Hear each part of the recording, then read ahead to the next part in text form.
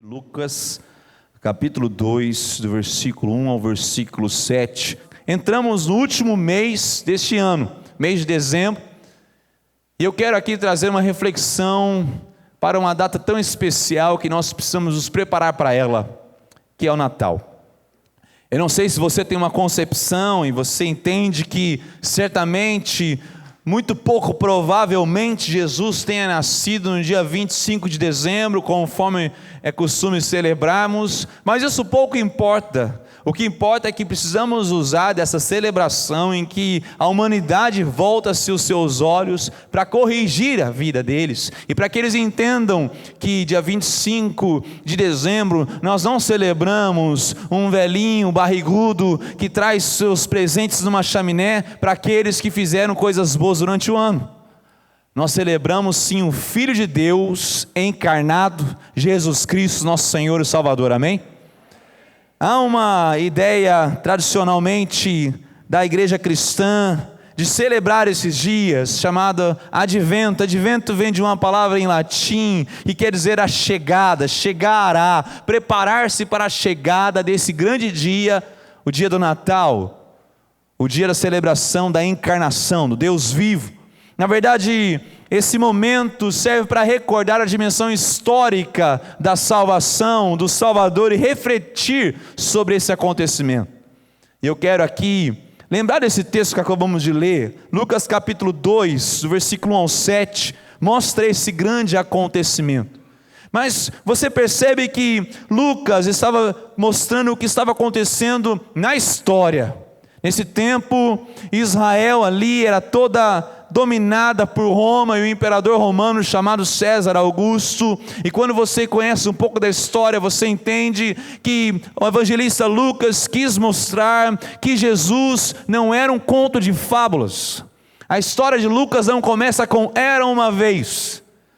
O evangelho de Lucas não acontece e começa como numa galáxia muito, muito distante. Não, ele acontece colocando isso na história. Ele apresenta fatos históricos, ele coloca César Augusto, ele mostra o recenseamento, e os historiadores aqui presentes sabem que esse recenseamento foi feito pelo imperador por pura birra, para mostrar que ele era poderoso e para mostrar que ele governava sobre toda aquela região. Então ele conclama todos os habitantes da Judéia a voltarem para a sua cidade natal para recensear-se, para fazer a contagem de habitantes e assim por diante. Mal ele sabia que ele era apenas uma marionete nas mãos do Deus Todo-Poderoso. César Augusto, na história do nascimento de Jesus, é apenas uma nota de rodapé da grande história da humanidade escrita pelas mãos de Deus. Você pode dizer amém? Charles Spurgeon, um grande pastor batista britânico, ele foi reconhecido como o príncipe dos pregadores pela excelência da exposição bíblica. Ele certa vez escreveu: os Césares autocráticos não são senão marionetes movidos com fios invisíveis, meros lacaios a serviço do Rei dos Reis.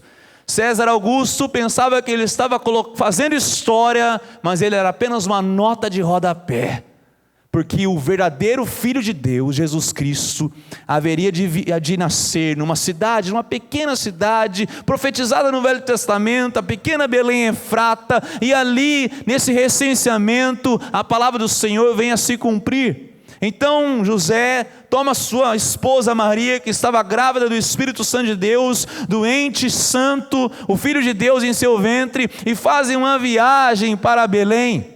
E certamente, por essa condição que eles estavam vivendo, eles certamente chegaram atrasados. Muito mais lento essa viagem foi feita. Você consegue imaginar Maria, quem sabe de 7, 8 meses, em final de gestação, ainda fazer uma viagem? Você, mulher que já esteve grávida, você sabe como é difícil viajar num carro confortável, com ar-condicionado em plena Via Dutra. Já é difícil. Imagine naquele tempo, quem sabe no lombo de um animal, viajando, dia, noite. Quão difícil foi essa viagem?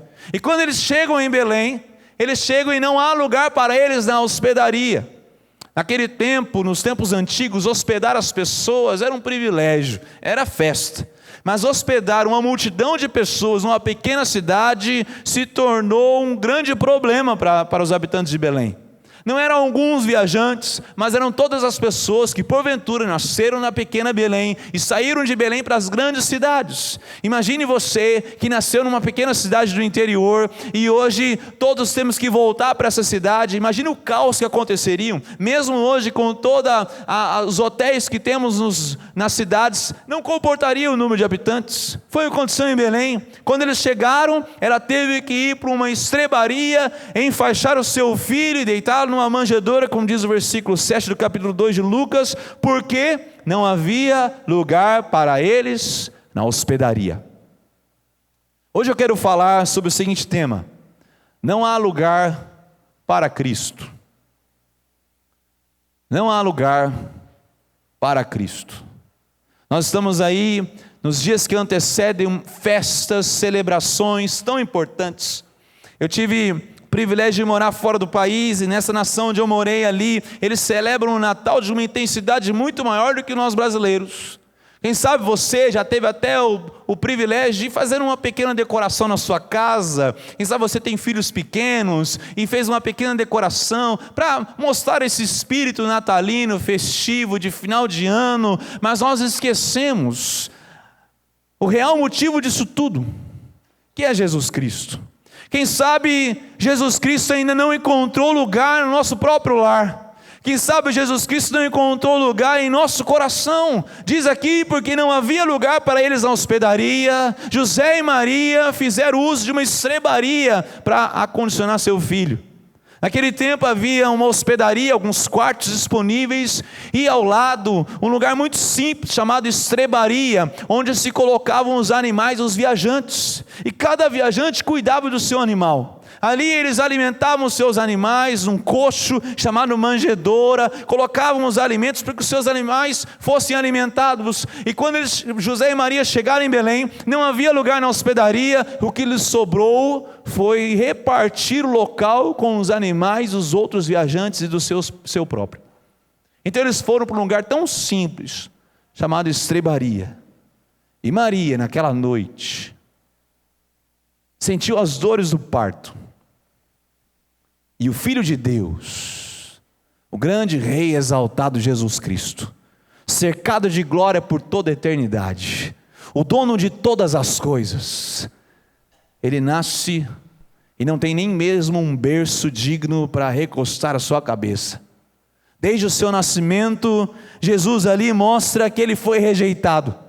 Ele não veio como um general de guerra, ele não nasceu como um filósofo, ele não nasceu como um político importante, como alguém expoente, mas ele foi rejeitado. Ele não nasceu num palácio, mas numa simples estrebaria. E eu quero pensar sobre isso com você. Se eu e você queremos procurar Deus, queremos encontrar Deus, vamos dizer assim, de forma ilustrativa, provavelmente não vamos encontrá-lo num palácio, mas um lugar simples. Simples como uma estrebaria, deitado não num berço, mas numa manjedoura, um local destinado para a alimentação de animais. Lá se encontra o Filho de Deus, o Rei dos Reis, o Senhor dos Senhores. Mas existe um motivo para Jesus estar na manjedoura, existe uma razão para que isso acontecesse. E eu quero aqui destacar algumas razões. A primeira razão para que Jesus fosse colocado numa manjedoura é que demonstra e evidencia sua humilhação. Isaías, o profeta messiânico, lá no capítulo 53, ele já aponta para Jesus. E ali Isaías começa a falar de um servo sofredor. Ele vem falar que Jesus Cristo seria desprezado, que ele seria rejeitado entre os homens, ele seria um homem de dores, experimentado no sofrimento, Isaías diz. Mas ele fala que era como que os homens escondem o rosto, era desprezado e dele não fizemos caso. Esse era Jesus. Então eu arrisco a dizer algo aqui, que a manjedoura combina perfeitamente com Jesus. Mas que essa afirmação seja escandalosa, a manjedoura combina perfeitamente com Jesus, porque ele se esvaziou de si mesmo, diz o texto. Ele se humilhou a si mesmo, tomando forma de servo.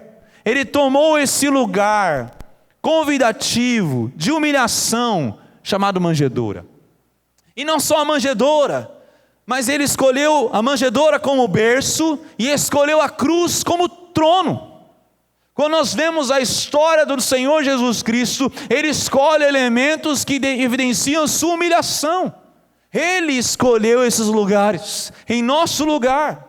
Desde seu nascimento à sua morte, se existem dois momentos intrigantes na vida do ser humano, é o nascimento e a morte. O nascimento de uma criança. Como pode um bebê começar a crescer no ventre de uma mulher, começar a chutar, né? Começar a mexer, começar a ter, você vai lá, é um grãozinho de feijão, mas já tem quase todos os órgãos formados. Você vai escutar o batimento cardíaco de um brotinho de feijão, e começa a crescer, e tomar os órgãos, e crescer, até chegar aquele momento do parto, e aquela criança nasce, já com a sua personalidade, com seus desejos, com seu egoísmo, com a sua natureza pecaminosa e tudo. É intrigante, como que pode nascer um ser humano dessa forma? Mas também outro momento intrigante é a morte de uma pessoa. E quem não tem Cristo nesse momento é choro de desespero. Mas nós que somos selados pelo sangue do Cordeiro, reconhecemos que a morte é apenas uma passagem, é fechar os olhos aqui para serem abertos na eternidade com Deus. Amém? São dois momentos em que Jesus escolheu a manjedoura e a cruz, são os dois extremos da sua vida, mas parecem muito apropriados e congruentes entre si. Os dois evidenciam a sua humilhação. Jesus haveria de usar ao longo da sua vida uma túnica, assim como um camponês muito simples. Ele haveria de se associar com pecadores. Aqueles de humilde condição haveriam de ser seus discípulos. Os montes e as campinas seriam realmente a sua casa, seu único leito. Haveriam de dizer: as raposas têm covis, as aves nos céus têm seus ninhos, mas o filho do homem não tem onde recostar a cabeça. Nada, portanto, poderia ser mais apropriado que em sua etapa de humilhação, quando deixou de lado a sua glória e tomou a forma de servo e se rebaixou ao estado mais humilde do que ser colocado numa manjedoura. Por isso, a manjedoura combina perfeitamente com o Senhor Jesus Cristo. É a marca da sua humilhação, é a marca da sua empatia, porque a sua humilhação também enfatiza a sua empatia conosco. Deitado numa manjedoura, ele demonstrava que era um sacerdote tomado entre os homens. Deitado numa manjedoura, ele poderia dizer que ele se compadece de nós, ele sente empatia pela nossa condição. Certamente, se encontrássemos Jesus no trono de Salomão, se encontrássemos Jesus em outro local, um palácio, certamente teríamos uma barreira, porque seria distante de nós. Mas Deus quer quebrar todas as barreiras, Ele quer ser acessível para mim e para você. É por isso que Ele escolhe um lugar tão humilde, tão acessível. E você se lembra que depois que Jesus nasceu, Ele foi visitado por duas audiências muito diferentes. A primeira, os reis magos, vindo do Oriente, com seus presentes caríssimos, muito bem representativos, ouro, incenso e mirra. Eram homens importantes, vieram de uma distância muito longa, viajaram, porque sabia que haveria de nascer um rei. Mas também foi visitado por pobres pastores que estavam ali a pastorear suas ovelhas e seu rebanho. Ou seja, Deus é acessível a todo e qualquer condição do coração do ser humano. Ele é acessível para mim e para você. Não há barreiras, Ele eliminou todas as barreiras. Ele é um rei, uma manjedoura. Ele não é um rei sentado no trono, cercado de seus súditos, intocável, mas Ele é um rei acessível. Você pode dizer amém? Nosso Deus é um Deus acessível, querido. Ele está ao nosso alcance. Ele é meu, Ele é seu, Ele se doou a nós. Numa manjedoura, Ele prova isso. Ele é acessível ao contato aos nossos mãos, porque em qualquer outro lugar poderíamos nos sentir aterrorizados a chegarmos perto, mas numa manjedoura nos sentimos convidados. A segunda razão que eu vejo para Jesus nascer uma manjedoura é que isso evidencia seu amor gratuito.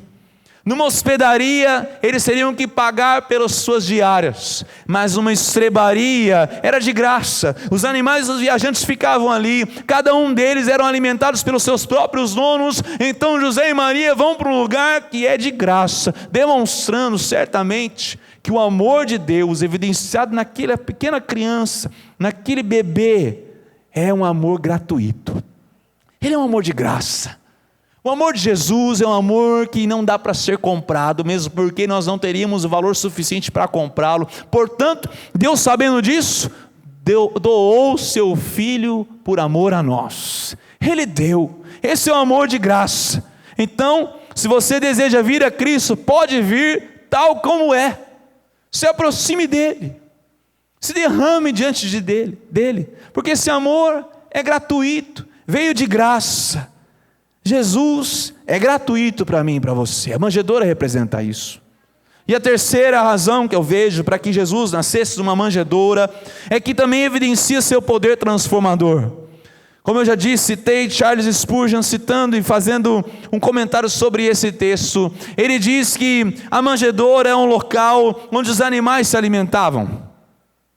Quando Jesus é posto naquele local, é como se aquela manjedoura representasse o mais instinto sombrio que há dentro em nós. E você e eu temos que admitir que se Jesus Cristo não habitasse em nosso coração, através da ação do Espírito Santo de Deus, coisas malignas suscitariam de nós.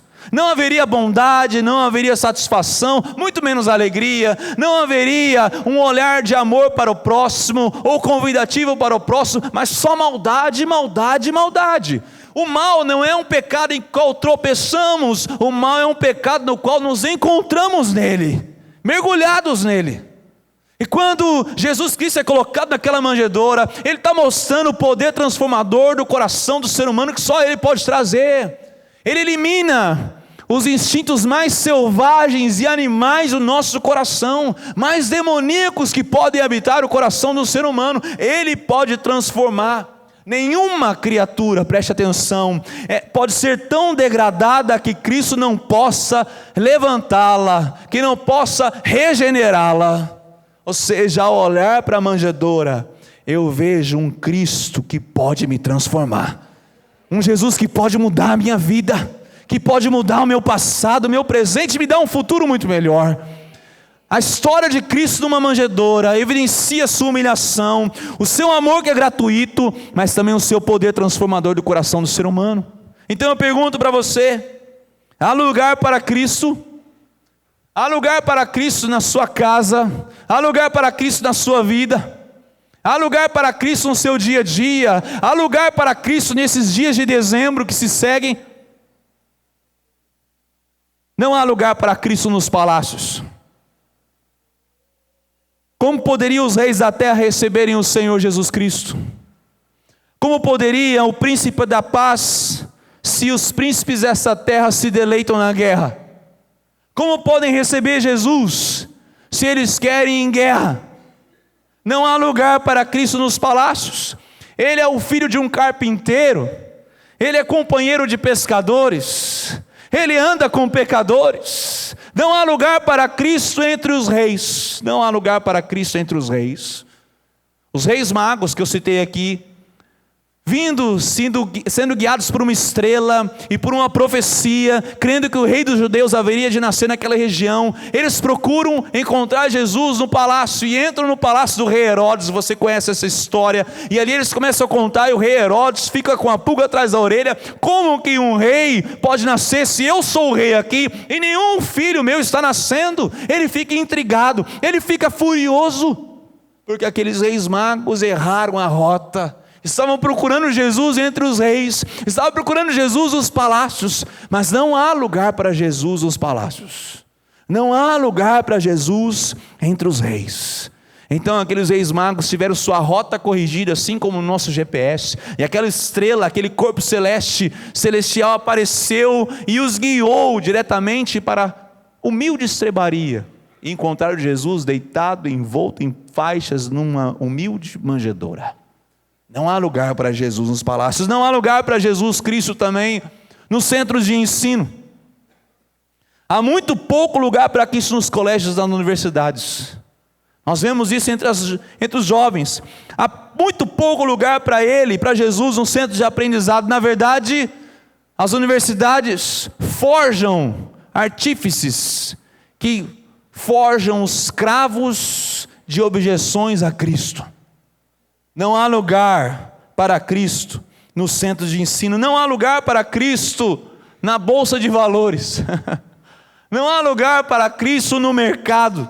Na economia do mundo, o ter representa poder. Na economia de Deus, o esvaziar-se é poder. Na economia do mundo, o estar sobre as pessoas mostra status. Na economia de Deus, o se humilhar é que levanta. Na economia do mundo, é ter egoísmo. Na economia de Deus, é doar-se, é se humilhar, é ser o último para ser o primeiro. Não há lugar para Cristo na bolsa de valores. Não há lugar para Cristo na loja, no banco ou no mercado. Mas certamente, então, pastor, há lugar para Cristo nos centros religiosos.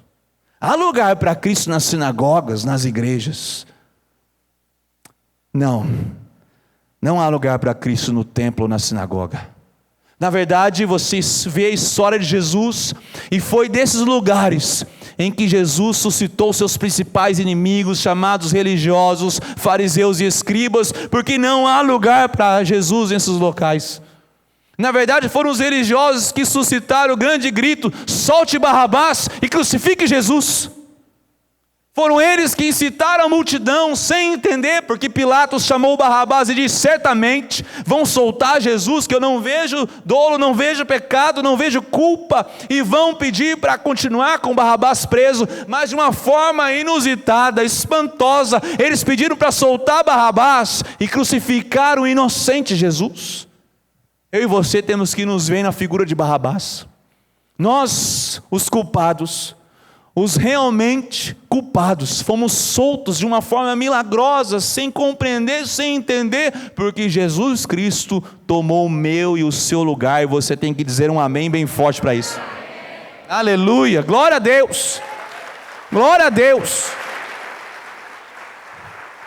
Ele nos substituiu. Não há lugar para Cristo entre os religiosos, e eu quero concluir isso aqui de uma forma bem simples, fazendo uma pergunta bem pessoal. Nós temos lugar para Cristo.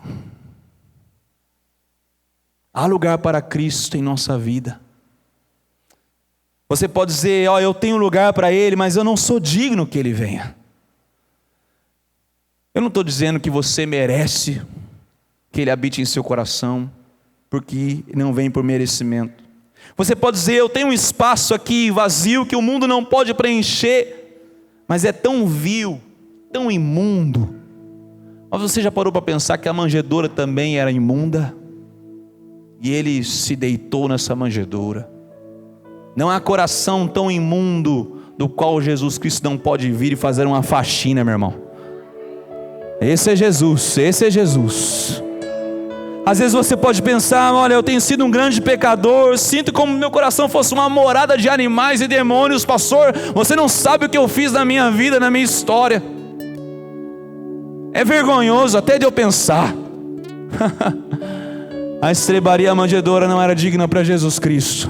Era um lugar de alimentação de animais. A manjedoura não havia nada especial, mas acolheu o Filho de Deus.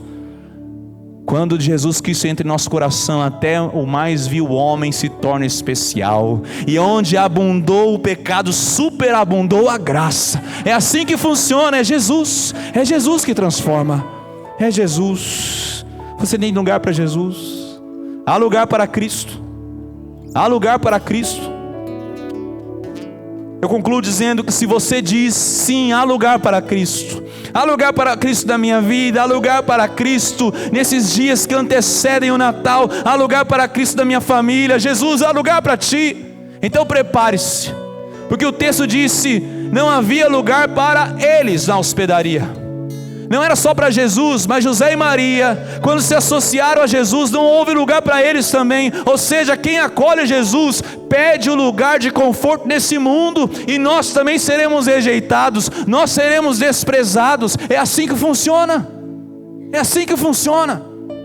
Nosso lugar não pertence, nosso lar não é nesse mundo.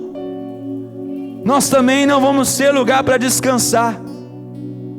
Segunda aplicação, que quando eu olho para a estrebaria, olho para a manjedoura, eu vejo um Jesus mostrando que não valoriza as aparências. Ele valoriza o coração. Quem sabe nessa época de dezembro, eu e você precisamos ser ministrados a valorizar o que realmente deve ser valorizado. Não valorize as aparências. Quem sabe você vai ter uma ceia de Natal, uma festa de final de ano muito simples. Quem sabe você não vai comprar aquele Chester, aquele pernil, vai ser um franguinho assado, né, com arroz. Quem sabe você vai fazer ali um frango desossado. Sabe o que é o frango desossado? É um ovo frito. Quem sabe vai ser muito simples, mas perceba, Deus não valoriza isso, querido. Deus valoriza a essência do nosso coração. Olhe para a estrebaria e se associe a esse momento tão humilde, tão especial. E por último, Natal significa descer para subir. Jesus Cristo se humilhou, tomou a manjedoura como seu berço, a cruz como seu trono, para que depois ele fosse exaltado. Natal é um momento de olhar para o próximo e se humilhar. Natal é um momento de servir as pessoas. Natal é um momento de descer. Jesus Cristo fez isso por mim e por você, porque na manjedoura Jesus foi envolto em panos, e na cruz suas vestes foram rasgadas. Na manjedoura de madeira ele foi deitado, porque numa cruz também de madeira ele foi crucificado. Na manjedoura ele foi rejeitado pelo mundo, mas na cruz ele foi rejeitado pelo Pai. Na manjedoura não houve lugar para ele, por isso ele foi posto naquele lugar. Sabe para quê? Para que eu e você pudéssemos ter uma morada nos céus, porque ele disse: vou fazer-vos morada lá na cidade celestial, na Nova Jerusalém.